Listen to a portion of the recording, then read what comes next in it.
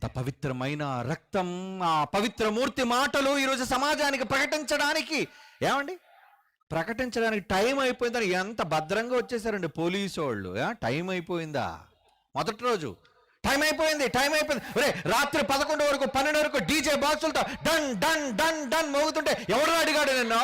వాళ్ళు నాపోవే బూత్ డ్యాన్సులు వేసుకుంటూ ఎవరికి నిద్ర లేకుండా గోల చేస్తుంటే ఏం చేస్తుంది ఈ పోలీస్ డిపార్ట్మెంట్? మంచి మాటలు చెప్పడానికి ఎక్కడికి వస్తే ఆపుతావా? ఏం అధికారం అనేది? నా తప్పు చేస్తున్నావు, మంచి జోలికి రాకండి. ఇది దేవుడు తరపున ఎల్పిబి ఇచ్చే వార్నింగ్. పోలీసుడు అంటే భయమా? దేనికి? నువ్వు మంచి చేస్తే సలాం కొడతా నీకు, సలాం. తప్పు చేస్తే శిక్షించను నేను, కానీ హెచ్చరిస్తా, ఖబర్దార్. అందుకే తీసుకొచ్చాం ఎమ్మెల్యే. మేము రమ్మని చెప్పలేదండి, ఆయనే వస్తాను. నేను వస్తా వెనకాదులు వేసుకొని సైరన్లు వేసుకొని వచ్చారండి పోలీస్. ఒక ఎమ్మెల్యే, ప్రజలు మీరు గెలిపించిన ఎమ్మెల్యే వేదిక మీదకి వస్తే పిల్లుల్లాగా వచ్చారండి వెనకాతల. అంటే నువ్వు అది గౌరవిస్తావు, ఇది గౌరవించవే. అందుకే నేను ఎలా నొక్కాలో అలాగే నొక్కి తీసుకొచ్చావు ఇక్కడికి. దేవుని పిల్లలారా, యేసంటే ఎందుకు బాధ?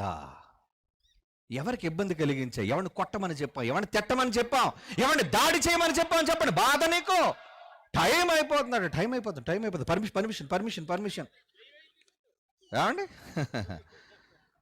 లంచాలకు మరిగిన వ్యవస్థలోని ఈ రాజు అవినీతి పరులైన వాళ్ళు ఉన్నంత వరకు ఈ సమాజం ఏం బాగుపడుతుంది చెప్పండి?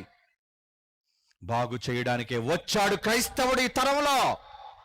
బాగు చేయడానికే జైశాలి వచ్చాడు. బాగు చేయడానికే జైశాలి కడుపున ఎల్పిబి పుట్టాడు. అందుకే మీ చేత జేజేలు కొట్టించుకోవడానికి కాదు, నా పరలోకపు తండ్రి పాదాల దగ్గర అనుగ్రహం దొరికితే చాలు నాకు. ఎస్ మై సన్, బాగా చెప్పావురా, ఈ సమాజానికి నా తరపున భలే చెబుతున్నావురా, చెప్పరా కొడుకని నా దేవుడు అంటే అప్పుడు నాకు ఖుషి, హ్యాపీ. ఆయనకు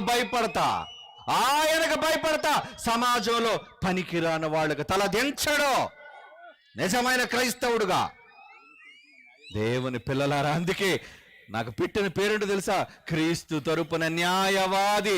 నల్లకోటు కాదురా, తెల్లకోటు వేసుకొని ప్రజల మధ్య వాదిస్తా. ప్రజల మధ్య. ఎవరి కోసం?